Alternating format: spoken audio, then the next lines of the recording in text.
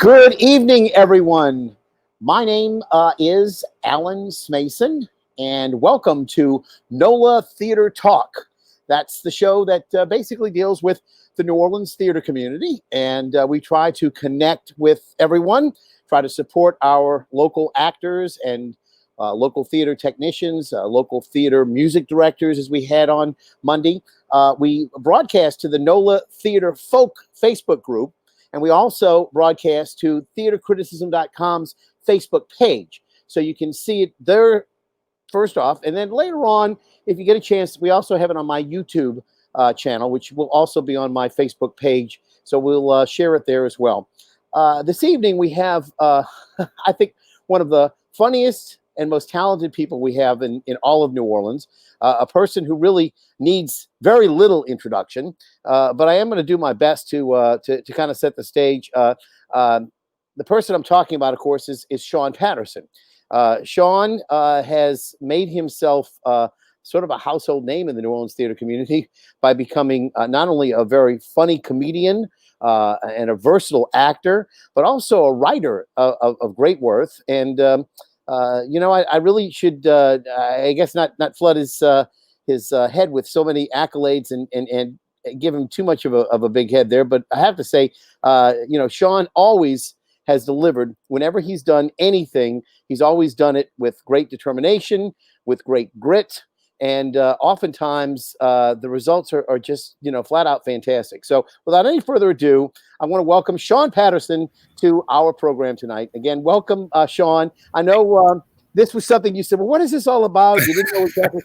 I'm now introducing you to what this is all about. Thank you. Thank you for the very kind and exceedingly generous introduction. I have to ask, first of all, when was it that you got the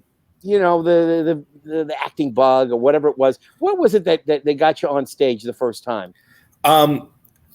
Like really far back, like the real first time. Yeah. So the first time that I remember being on stage was I was in 5th grade, and my school did sort of grade level pageant kind of things at the end of the school year, and I was the very first thing I played, and I'm not lying when I say this, was God. It was a typecasting.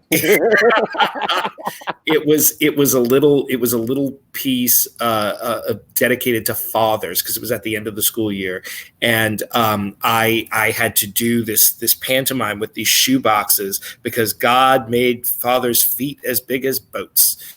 And okay. that was seriously the first thing I ever did. And from there history was made, no doubt. Well, actually, history was made the next year in 6th grade when we did a play called, which is now entirely inappropriate, I'm sure it's not very often produced, called Hillbilly Blues, and I played Grandpappy Nolan. It was my first character part at the tender age of 9. So what are you drinking there tonight? I'm having some Pinot Grigio, very expensive, Trader Joe's $3 chuck. Okay. and do you notice how high the head is on this? I see that. There's only one place where you can get a higher head, maybe, and that's over at Chris McMillan's Revel. There you go. I made it from scratch. This is a Ramos Gin Fizz, and this is a 9-ounce glass for Ramos Gin Fizz. It's just perfectly done. When you do it the right way, it comes out perfect. So, well, there you go. And I have to say, yeah, that's it. Anyway, so to get back to where we were, sure. You of course, I guess I'm not quite sure where the high school you went to, because of course I went to Jesuit. Okay, so Jesuit, I assume at the time Sonny Bory was there. Yes. Yeah. Now, of course, Sonny was responsible for a lot of people, including Harry Connick Jr. was there at Jesuit for a bit, and several other people came up through there. What do you remember most about Sonny's dramas, and what if I guess he was doing musicals too? He was. Well, it was musicals when I was there. I made the mistake of seeing the show. I say the mistake for a reason. I made the mistake of seeing the show my 8th grade year. And I believe it was Ain't Misbehavin'. And it was so professional that I was immediately intimidated. And it took me a long time to muster the courage to go in and audition. So the first show that I did at Jesuit was not until my junior year. That was the first show I did. And it was Joseph and the Amazing Technicolor Dreamcoat. I was Zebulon. Okay. The one of the brothers. You were one of the brothers. Okay. I was. And so, well, I guess, the question must be, did you do any starring roles or did you in anything? Man of La Mancha. The biggest role I had was in Man of La Mancha. It was the spring of my senior year, and I was the innkeeper governess. Governess. Governess. I think you would have been a perfect Sancho Panza. What the heck is that all about? Well, I didn't get Sancho Panza. I got the innkeeper governor. I sang "Hail, Knight of the Woeful Countenance," and I remember at the callback, I sang it. And how blue can I be? Can I say a word? This is it's intended for adults. Okay. This is Facebook. I don't think we can, as long as it's not done in bad taste, Well, I remember Sonny, and he was, I'm sure he was just being funny, but I remember when I sang Night of the Woeful Countenance at the callback, when I finished singing, he went, "The son of a bitch sounds just like the record." So that's the part that I got. I hate to say it, but there are a lot of people who claim that a lot of what the shows that Sonny did, a lot of people used to say they sound just like the record too. So I'm glad that was really, the bar was set very high. That's the one thing, when Sonny was at Le Petit with Derek, I mean, they really did some of the best shows that Le Petit had ever seen. Mm-hmm. And I know a lot of people who are theater critics, etc., took exception to them. I never did find that a problem. To me, if you're emulating what's on Broadway, and somebody on Broadway like Jerome Robbins or Bob Fosse's done a show and said it, how can you, remake it any better? I mean, these are the pioneers. These are great, people who have developed these things for you. And yes, imitation is the sincerest form of flattery, but by the same token, not everything was exactly the same. So I think if you can pull it off, and you tip your hat to the people whose ideas you're emulating, then I think it's great. I think that I do direct, and occasionally you don't have. I won't say you don't have the same talent. The actors whose talents you do have may not be the same skill set of the actors that originally did certain things. So sometimes you have to come up with a creative interpretation that is unique to your production. In fact, I love that. Yeah. That route of discovery, but I don't necessarily begrudge anybody for. Look, there's nothing wrong with making a good show. No. However you achieve it, there's nothing wrong with making a good show. Now, again, if anybody's going to leave comments tonight, one of the things that we always tell you is you've got to go to StreamYard.com/Facebook. Okay. Then you can leave a comment. Now, this is somebody who is just a Facebook user. So proud of Sean and his incredible talent. Oh, thank you. That's so sweet.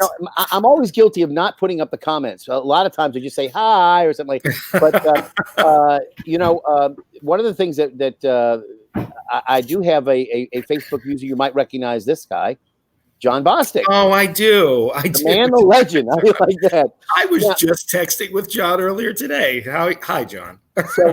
So John, of course, is it the liaison? Is that what his position is? Yes. Yes. Okay. And one of the things that should be pointed out before we go too much further is that there are a lot of people who are actors, a lot of people who are actors equity candidates who are trying to achieve their membership as an equity member. You have done this a long time now, and you've been doing it a long time and doing it very well. Thank you. And that's one of the things that you've established in your career is that you are professional, and that you could if you were, able to possibly be one of the actors who in town might be able to support themselves in their own endeavors as an actor and as a playwright and also obviously as a director.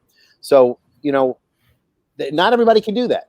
And in New Orleans, especially, one of the things that we've had problems with in terms of people appreciating the situation in New Orleans is not that we're necessarily backwards. We do have a lower standard of living that we've had. Of course, it's risen quite a bit since Katrina. And a lot of the housing that used to be so affordable here is not so affordable anymore.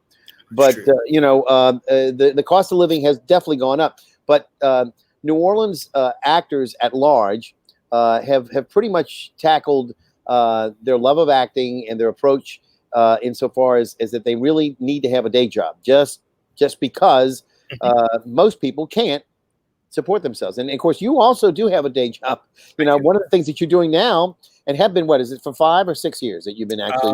I'll be going into my 8th year. 8 years. Oh my God, I'm so far back behind. But I remember when you left town. We'll talk a little bit about that. But you're now teaching and you're bringing up the actors of tomorrow, the people who'll be trotting the stages, et cetera. And you're at Metairie Park Country Day, right?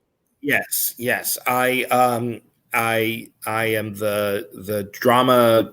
Technically, I'm a drama specialist because the arts disciplines are considered specialties. So I'm a specialist there, and we're a K through 12 school, actually pre-K through 12. So in some way, I'm able to have contact with kids in all divisions at our school from pre-K up through 12th. And I mainly teach in the middle school, and I mainly direct big productions for the upper school. So I have the probably the greatest contact with those kids. But I also work with a lot of our younger students as well. What are some of the things that you've done in terms of outings, in terms of your shows? What are some of the shows that you've done? Sure. Well, when I was brought in, the charge was to do a Shakespeare in the fall and a musical in the spring. So we still hold to that. I think that may evolve starting this year for a number of reasons. But we've done the first show I did there for the upper school shows. The first show I did there was Romeo and Juliet, The Music Man, then oh, good Lord! I'm forgetting what we did the next year. As You Like It, Into the Woods, Macbeth, Grease, Taming of the Shrew, Hairspray, Hamlet, Mystery of Edwin Drood, Love's Labor's Lost, Mamma Mia, and Julius Caesar. And we were in rehearsal for A Funny Thing Happened on the Way to the Forum, which unfortunately never got to see the light of day because of COVID-19. Right. So again, a lot of what you would call classical theater as well as some of the more modern classics that we've got now out. That you mentioned. And again, what's going to be going on? They will be meeting. School's going to be. You figure going to be starting up pretty soon in August. Well, I can't really say because I don't really know. We have a faculty meeting on Monday, okay. So I expect we'll know more then. I'm building my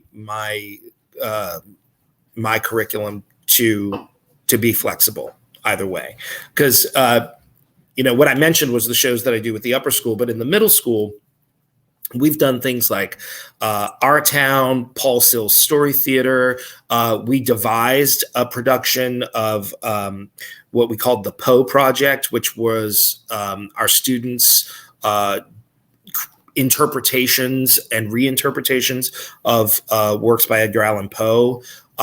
We've done Spoon River Anthology. We've done A Christmas Carol, Alice in Wonderland. I wrote the adaptation of Alice in Wonderland for them. We did War of the Worlds. We do a lot of. In fact, my because I was doing A Funny Thing Happened on the Way to the Forum with my upper school students, which is based on some of the plays by the Roman playwright Plautus.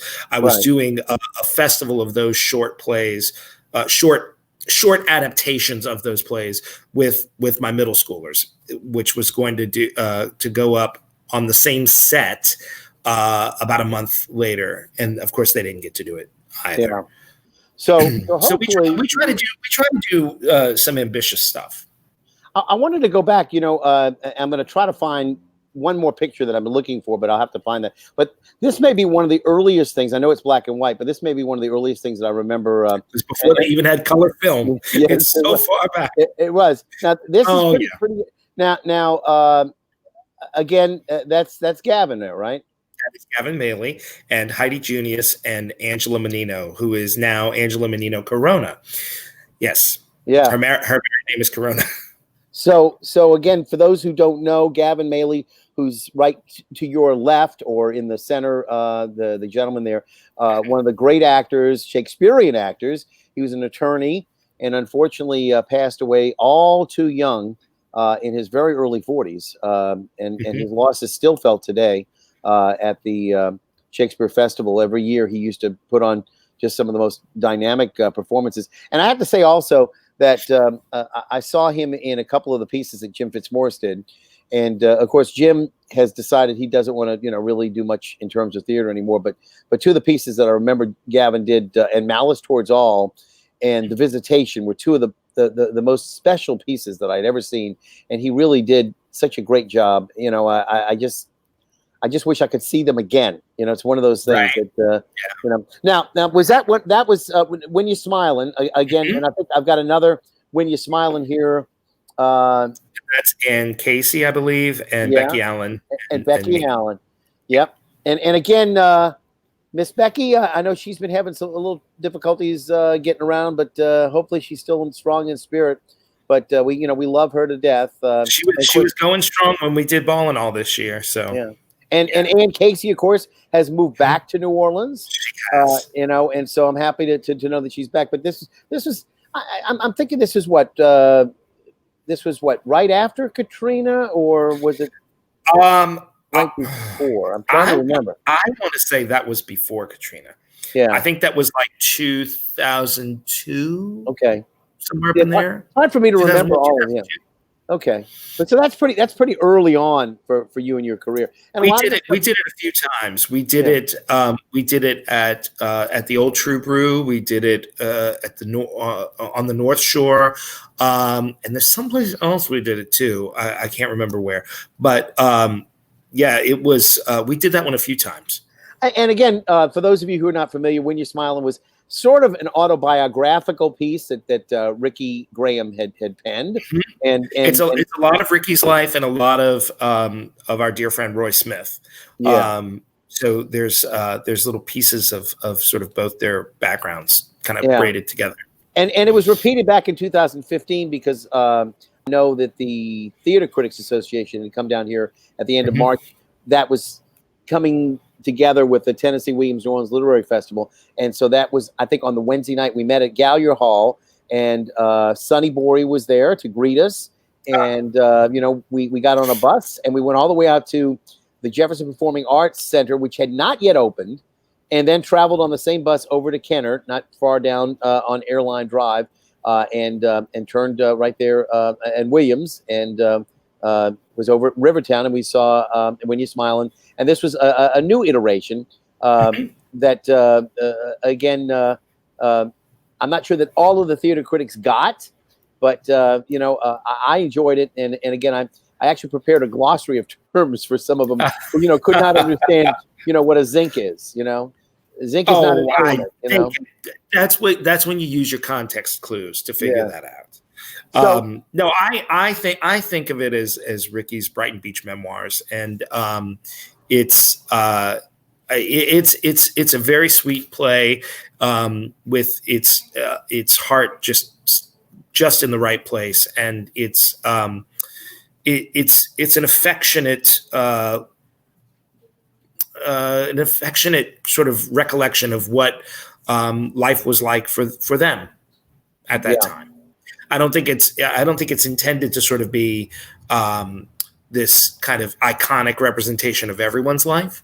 But there's a lot in it that resonates. And I want to show another picture now. Sure. This is definitely after Katrina, and this one is Gutenberg the Bible, right? It's Gutenberg the Musical. Actually. The musical, that's right. Gutenberg the Musical. Right? Forgive me, faux pas, but yes, there's very little Bible in it. It's about the Gutenberg Bible, though. That's essentially what it is. But it's an exceptionally profane show. Yes, it is. But and again, what I love about it is on the table there you can see all the different hats, and that's basically how you know what character you're playing, because it has very plainly the name of the individual whose character you have right on the hat. So you just, instead of changing costumes, you just change hats. The conceit of the show is that the two guys, Bud and Doug, played there by Gary Rucker and myself. Pardon me. Okay. The wine's getting to me. But Bud and Doug have written a musical about Johannes Gutenberg and the creation of the printing press. And the conceit of the show is that it is a backers audition for the audience that is seeing it. So the show is being played directly to you, the audience, should you choose to invest in this show. And the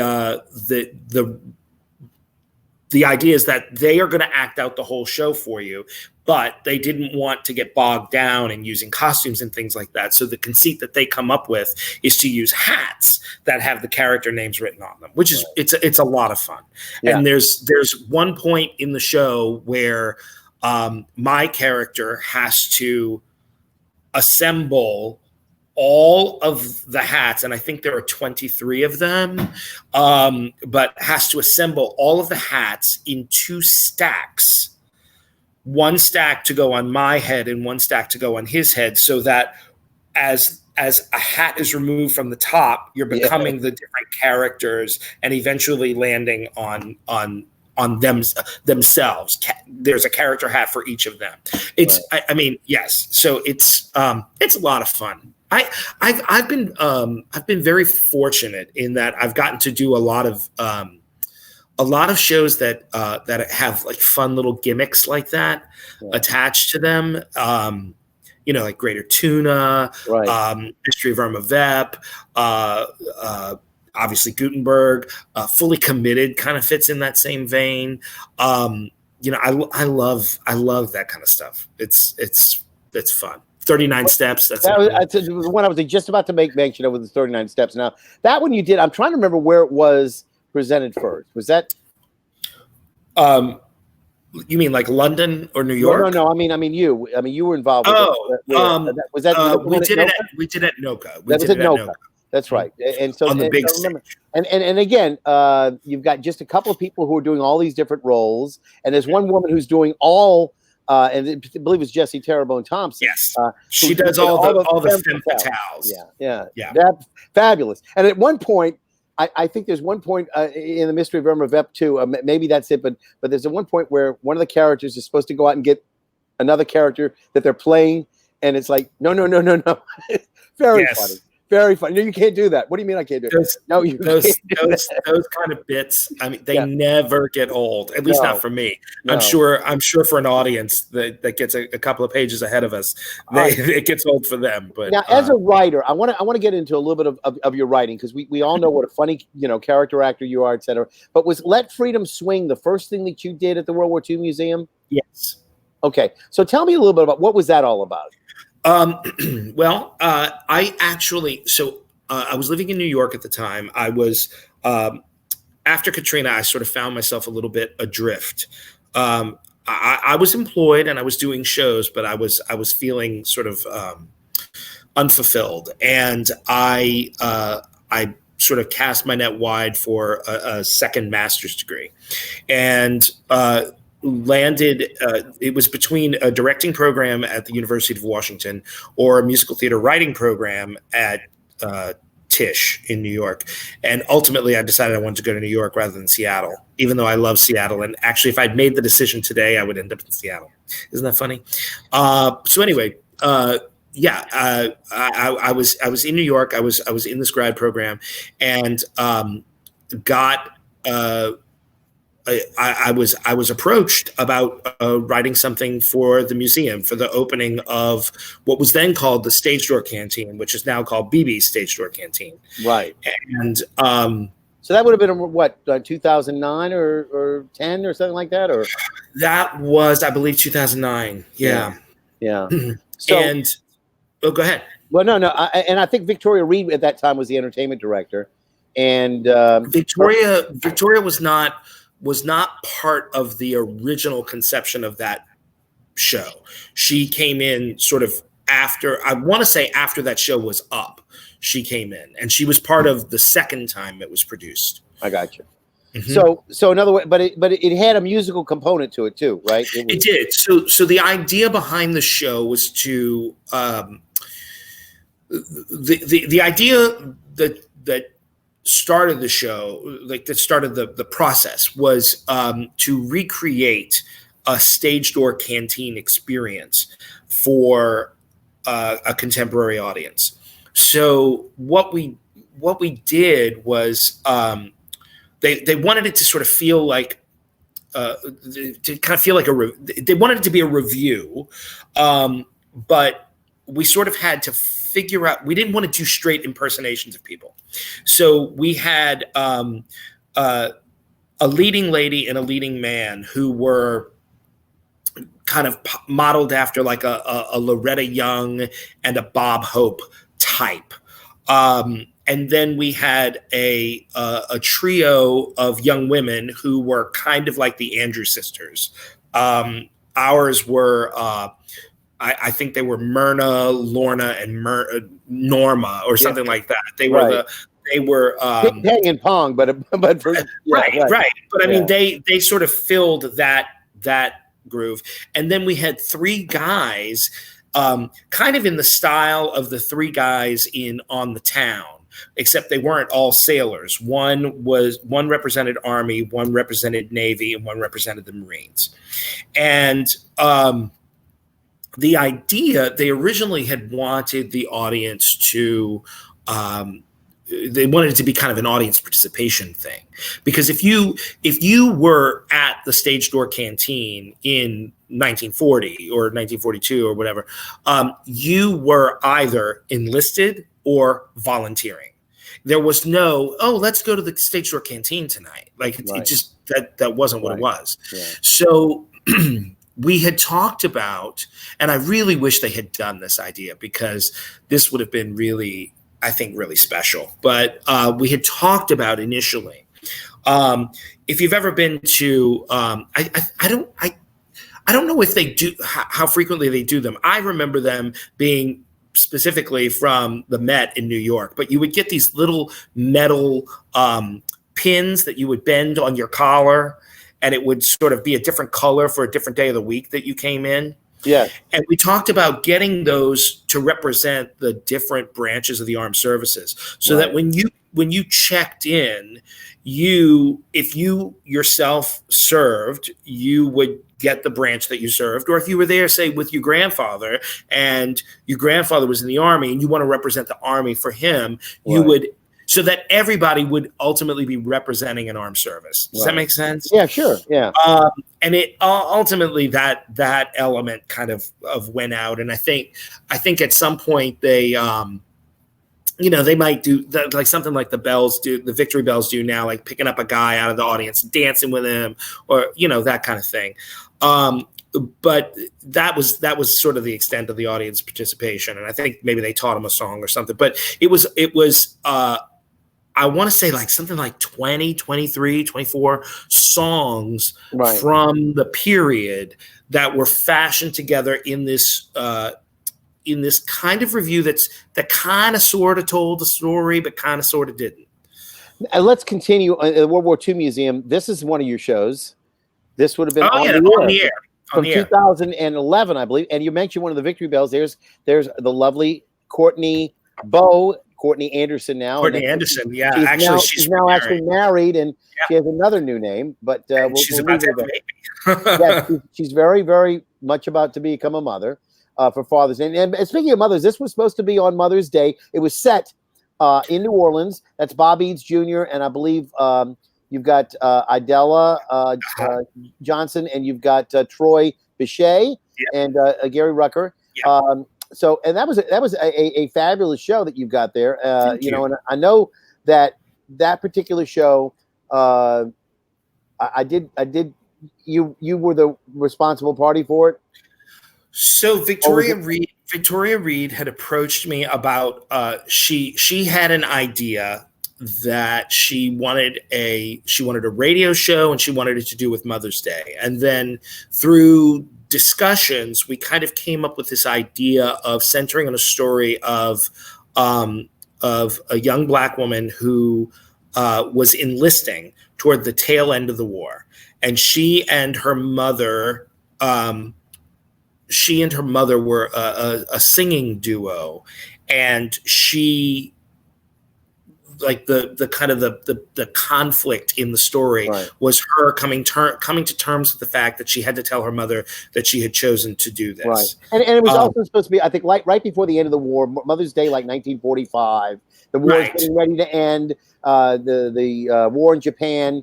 Well, the war in Europe is over by this point because it's May. And the war in Japan is gearing up. They're still thinking that there's going to be an onslaught. There's going to be a lot of people killed in taking the islands of Japan, et cetera, because they're entrenched, et cetera.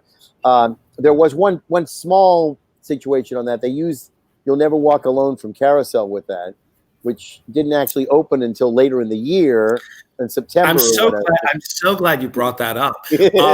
That's what they call an anachronism. The backstory there is that Rogers and Hammerstein, Richard and Oscar, Dick and Oscar, if you will, sent them an early draft of the song. Yeah, which is why the arrangement is so spare. Yeah. Well, whatever you say. I mean, it didn't hit Broadway till like October or so that year, but all of a sudden we're listening to it. You have to try the material out. You can't open cold. You know, Sean, I think of all the people in New Orleans that would pick up on that, there's like a handful. Okay, you know, there would probably be only a handful because they say, yeah, 1945. That's right, Carousel, and it makes sense to me. Okay, let me go on to another World War, because we're still the World War II Museum. Sure. This was another special work. This was in 2013. And this was something that you were involved with. Tell me a little bit of the story about freedom. And this, of course, is John Neisler and Lorraine. I'm trying to remember her last name.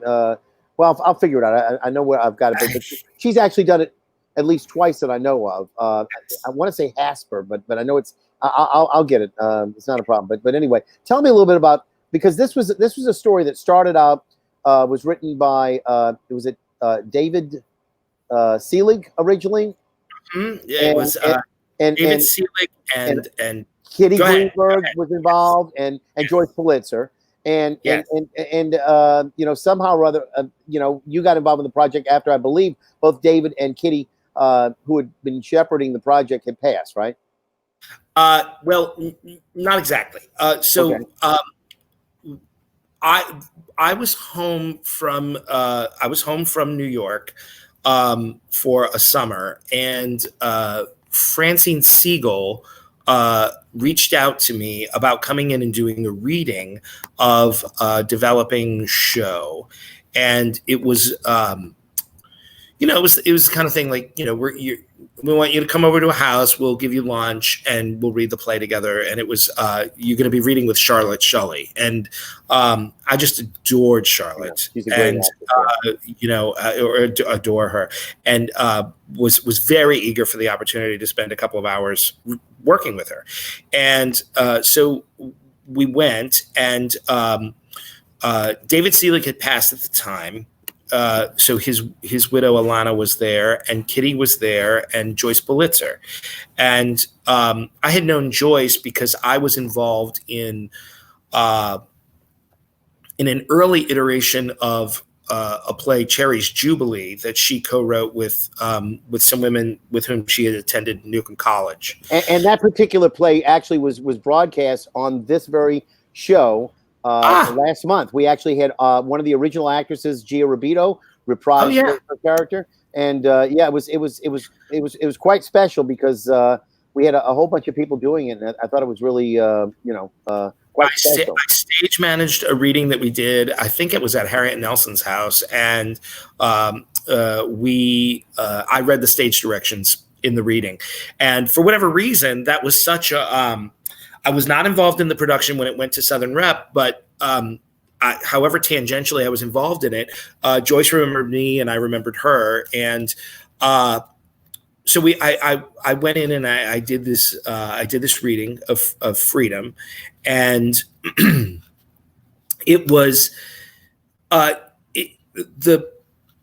I think the backstory of the play is extraordinary. It's at least the story of one of the characters is based very much on survivor testimony from the Holocaust.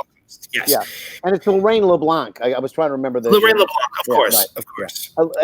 Lorraine plays a Holocaust survivor, and correct. And then the person, John Nicer's character, is essentially somebody who's from Ireland, but it turns out he's got a shady past as a previous terrorist, as an IRA terrorist. He's trying to get rid of his identity, etc. Right.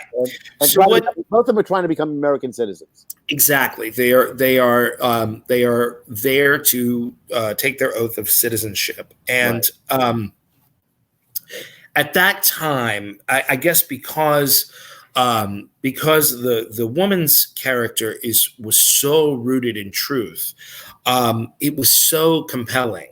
But his story was very underdeveloped. Yeah. And when we finished the reading, I kind of gave them feedback that they needed to hear in a way that they were comfortable hearing it. And Joyce and Kitty asked if I would continue to meet with them as frequently as I could to help them develop the play. Right. And Joyce, God bless Joyce. They when they made Joyce, they broke the mold. Well, wait a minute. Speaking of Joyce and mold, guess who's here? Oh my gosh! Hey, hello. My birthday buddy. Hi. We share a few decades apart, but we share February 11th. Absolutely. How are you? Nice to see you. Nice you to see too. You. So Joyce has been very quiet throughout the whole experience, which is unusual for her. But Joyce, again, how was it to see Sean in the pink, as it were, talking about your play? Because great memories. Because it actually came back unfortunately for a short run last year, because it was short-lived because of the was it Tropical Storm Barry? Was that the one that came through? I'm trying to remember, but I think it was Barry. And this was last year. Again, Lorraine LeBlanc once again, but John Nicer was his part was taken over by Curtis Billings, and again, the two of them that may be given a little bit of away, because that's towards the end of the play, but we can say that they get this citizenship. But I think one of the nice things is that despite the COVID-19 situation and no theater, is that this is going to see the light of day again, because your words and Joyce's words, and maybe Lorraine again, we're not sure, but I have a feeling that maybe that they will actually be gracing the boards of the World War II Museum at the Stage Door Canteen again, right? BB Stage Door Canteen next year. That's our we hope. Now, do you know the dates yet, or because I mean, you never know. I don't know today's date. Knowing Joyce, she knows it. That's right. Today's the 19th, because last Thursday was my anniversary. That's the only reason I know that. No, I'm talking about the dates when it's going to run, when Freedom's going to be back. July 4th, 2021. I understand. Oh, good. Yes, and we're hoping. Cheers. We're hoping fantastic. that Sean will be the director, which is really the man for the job. Keep the fingers crossed. So does this this would be the first time that you're being a director though in the show, right? For this show, yeah. So were there things that you saw that you said, gee, I think I probably have done that differently, that you've got in your mind already set for it? You know what it is, and I don't mean this as a criticism of any other director who has worked with the piece, but Joyce and I have talked so much about what we think it looks like, and I know that there are some elements that Joyce has longed to see in a particular way, and I think I can deliver those. Do you know what I mean? I'm very sensitive to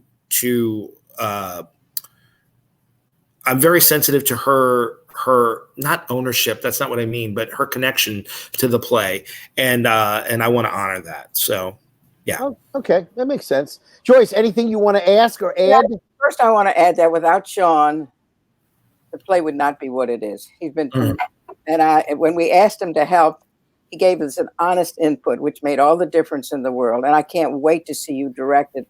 And you're going to find everything you suggested worked pretty well. So I'm a wise lady. Can't wait to see you in action. And Joyce, just while you're here, Cherry's Jubilee was a wonderful reading. We enjoyed that, and you're getting ready to do Freedom. Have you written anything else in the interim? No, absolutely not. Nothing. She writes a good email. I'll tell you that. All right. Okay. We'd love to hear from you. I've got a bunch of other stuff to take care of with Sean, but I want to thank you for being here tonight. I got a lot of other shows to go over with him, and we're limited in our time. This is your life. Here, talking about freedom, and again, I want to wish you a happy Father's Day. Give Sydney my best, and hopefully everybody will have a good weekend. And thank you for being here again. All right. Alan, thank you for inviting me. Sean, you're welcome. I look forward to July 4th, a year from 2 weeks from now. Right. I'm already marking the date on my calendar. Thank you. All right, Joyce. Have a good night. Take care. Thank you. Bye. Take care. Bye-bye. All right. So now we're going to move on. We're going to still stay at the World War II Museum for just a little bit. Sure. This is a show that you did with Tom Hook. Yes. I believe Ricky, is that Ricky in there? That's Ricky Graham in the middle there. Kyle, is that Kyle Dagobon? I'm trying to see who else that is. No, that's Matt Michael and Trina Beck. Okay, and Trina Beck. And I'm trying to see, I can't recognize everybody in there, but who's the two ladies on either side. But the mysterious Wisterias. And of course, Ricky was doing it all. By the way, I hope to have Ricky on. He's generously agreed when he has some time. He doesn't have much of it right now, but that he will hopefully be with us on this show, and that we'll be able to share some of his wonderful history as well.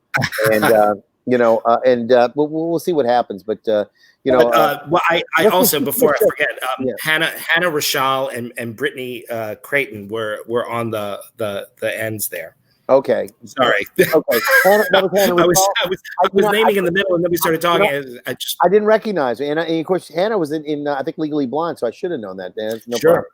Anyway, so the Mysterious Wisterias was a murder mystery. It was at the World War II Museum. They have not brought it back, but you never know. It's I get the impression that it's kind of an expensive show because it's a big cast. Yeah. For what they do. Not pictured were Tracy Collins and Rich Arnold, and there were a lot of costumes in the show because the Victoria had approached Ricky and me about writing a dinner theater murder mystery, right? And we wanted something that musical murder mysteries are hard. And, that's why there are not many of them. And the ones that are there are gimmicky in a specific way. I guess Legally Blonde is kind of a murder mystery, but that was a film first. But again, it is. She has to solve a murder. That's okay. In court, yes. Okay, that's true. Yeah, right? that's right. Yeah. Okay. But there's something's afoot rather, which is not a great show. Mystery of Edwin Drood, which is a great show, which is totally gimmicky, and Curtains, which is if you pay attention to who's singing and who's not singing, you can solve the mystery. But well, it's true. Okay.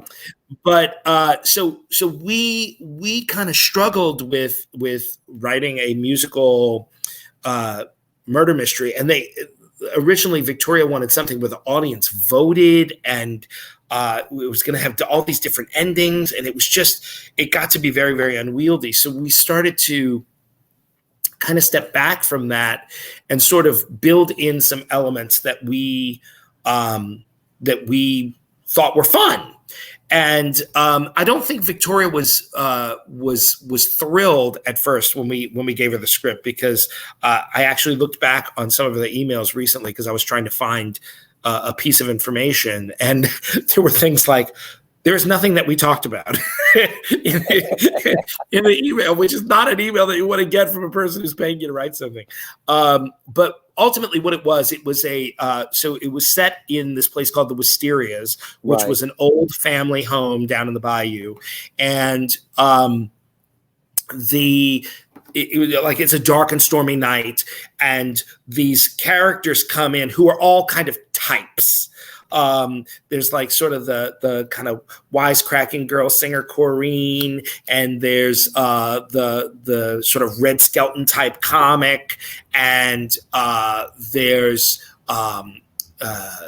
the sort of Latin Lothario, who was Rich Arnold's character, and the glamorous actress who was Tracy Collins, but all these types sort of descend on this house, and one of them is this reporter played by Trina Beck, and she kind of becomes the de facto detective because characters start getting bumped off one by one. Right. And what we did as a way of kind of delaying, because once somebody gets killed off in a show, they're gone, right? You can't just bring them back to sing a song. So we had to figure out how we could keep people on stage long enough that they could sing songs. So, like, for example, Hannah Rachal's character was the first character to get shot. Like, it's all this party hosted by a woman named Ruth DeMare, and played by Ricky Graham. And the joke is that Ricky plays like 8 roles. It's like a Peter Sellers kind of role for him, and or Alec Guinness. Yeah, I mean, Jefferson Mays did the Alec Guinness role. Right. It's exactly the same conceit, right? And but the first one to die was Hannah Rachal's character, and almost immediately they get the body off stage, and then there's a knock at the door, and they open the door, and there she is again. It's her twin. Right. So there was a way to get Hannah back on stage and give her something else to do. Right. But anyway, it was a lot of fun. I grew up watching and reading murder mysteries. I mean, some of my favorite movies are like the old Sidney Lumet Murder on the Orient Express, and the Renee Clare, and then there were none. And I know, because in this day where we talk about stereotypes and racist stereotypes in particular, the fact that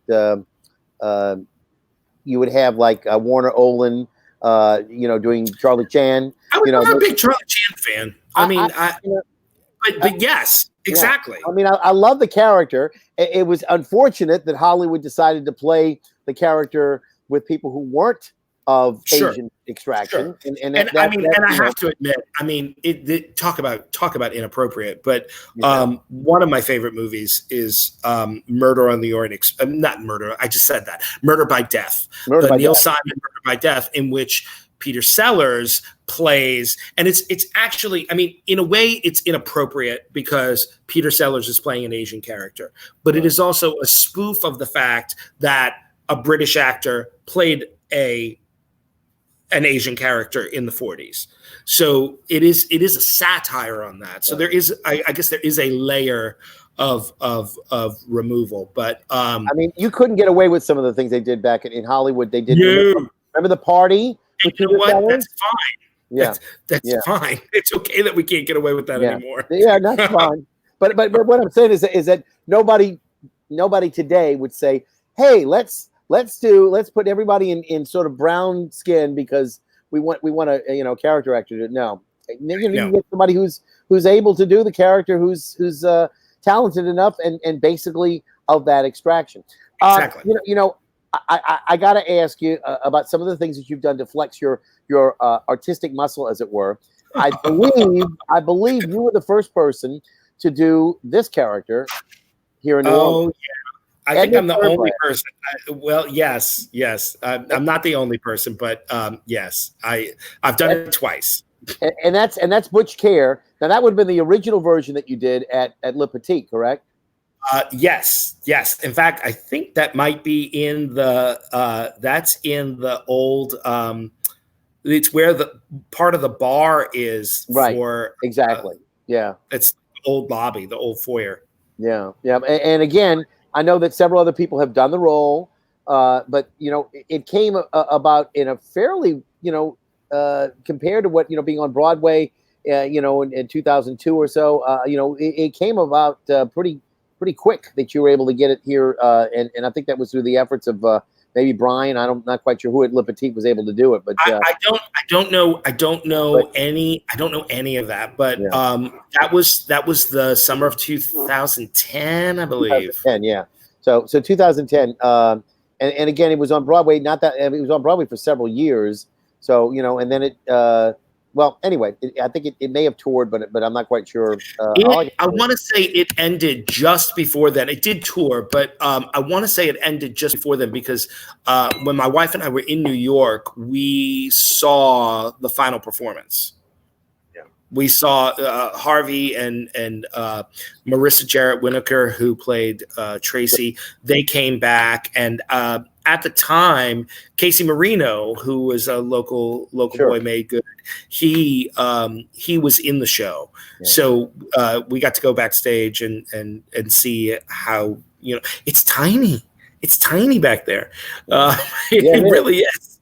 It's not a lot of backstage space. And I have to say, I saw the original as you did with Harvey Fierstein, and it was just an outstanding show. I mean, it's just one of my favorite shows, and I didn't really have necessarily a seat down by the orchestra. I think it was upstairs, but it was a great seat, and I just thoroughly enjoyed the show. Real quick, I love the show. Let's take a look at some of the more recent stuff you've done. Now, this was I think at Rivertown. Yes, that's at Rivertown. That's and obviously that's Oscar and Felix. Yes. And you're obviously Oscar. Yes, underpants. Yeah, and I know this is where they did the combination of the male, the regular odd couple, and then the female odd couple. And you actually the male, I don't know what I think it was the Castellano twins originally, but I'm not sure the Pigeon Sisters. Yes, that's right. Yes. The Pigeon Sisters. Anyway, and that's Jessie Terrebonne. And who is that other lady right behind there? That's my wife. That's Cammy. Of course. I recognize Cammy. And again, tell me a little bit about Cammy. You met her where? We both worked for an educational software company called JRL Enterprises. We worked in coding. I was a content writer and director for their software videos, and Cammy and I shared an office. Wow. Yeah. And 20 years ago. Wow. Actually, a little more than 20 years ago because it was, it was 20 years ago. Yeah. And I love, a couple of years now running now. I hope the third year running, we don't know yet, but, and you were sick, but I mean, the two of you. Hanging out, just doing your thing, baby. That's the Fezzy Wigs in A Christmas Carol, which, is an adaptation that's written by Max Williams and Curtis Billings, who was in Freedom earlier, and John Niesler, in fact, who was also in Freedom, plays Marley and the Ghost of Christmas Future in the show. So it brings a lot of threads together, Alan, bringing that up right now. But well, that's Cammie and me as the Fezziwigs. And again, it is sort of a true family affair, because how long ago did you have Finn? Finn was born in November of 2014. Yeah. So he's about 5.5. 5.5. And that's him. That's our little guy. That's me, Finn, and Cammie. Finn's in the show with us. He actually has more stage time than I do, to be honest. He doesn't have as many lines, but he's on stage more. He plays an urchin. He plays the Pattersons, the aristocrats.